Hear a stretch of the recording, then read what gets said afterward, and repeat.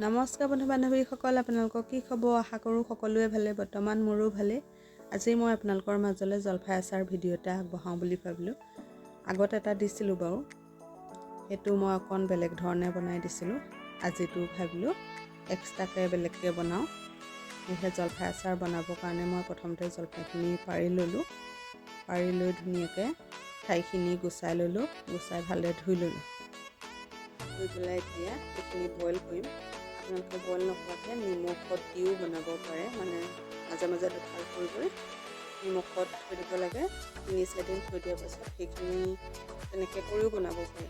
মই কিন্তু যিহেতু বেচিবলৈ বনাইছোঁ, সোনকালে মানে খাব পৰা হ'ব লাগে, মানে বইল কৰি বনালে সোনকালে খাব পৰা হয়, মানে বইল কৰি বনাইছোঁ। এতিয়া কুকাৰতে জলফাইখিনি দি ল'লোঁ আৰু এতিয়া ইয়াতে মই পানী অলপ দি গেছত উঠাই দিলোঁ। এতিয়া এইখিনি অকণমান টাইমৰ কাৰণে ৰাখিলেই হৈ গ'ল গেছত। পানীখিনি গৰম হোৱাৰ পিছত বেছি দেৰি নালাগেই জলফাইখিনি বইল হ'বলৈ। এতিয়া ঢাকনখন মাৰি অলপ দেৰি থকাৰ পাছত জলফাইখিনি এয়া হৈ গৈছে, মানে ষ্টপ কৰি দিলোঁ আৰু এইফালে জলফাইখিনি এতিয়া বেলেগ এটা বাচনত টুকি ল'লোঁ। এইফালে টুকি ল'লোঁ, গৰম হৈ আছে পূৰা। এতিয়া জলফাইখিনি কাটি ল'ব লাগিব। এটা এটাকৈ গোটেইকেইটা জলফাই কাটি ল'ম। গোটেইকেইটা অৱশ্যে নাকাটিম বাৰু, যিকেইটা অলপমান ফাটি যোৱা লেখীয়া হৈছে সেইকেইটা মই গোটাকৈ থৈ দিম। আগত যিহেতু অলপমান গোটাকৈ বনাইছোঁ, সেইখিনিৰ লগত মিক্স কৰি দিম।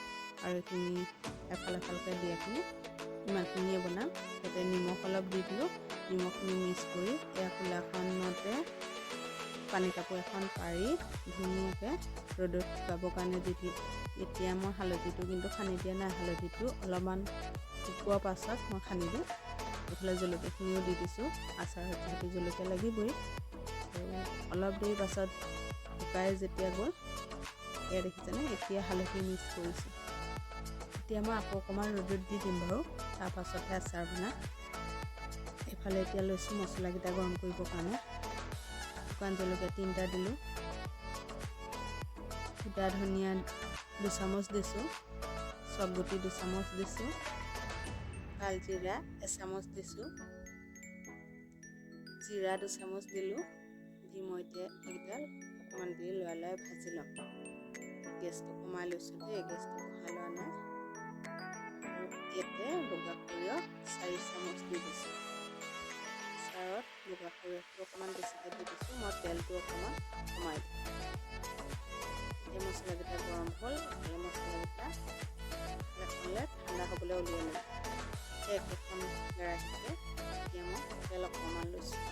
তেলখন গৰম হ'ব দিলোঁ।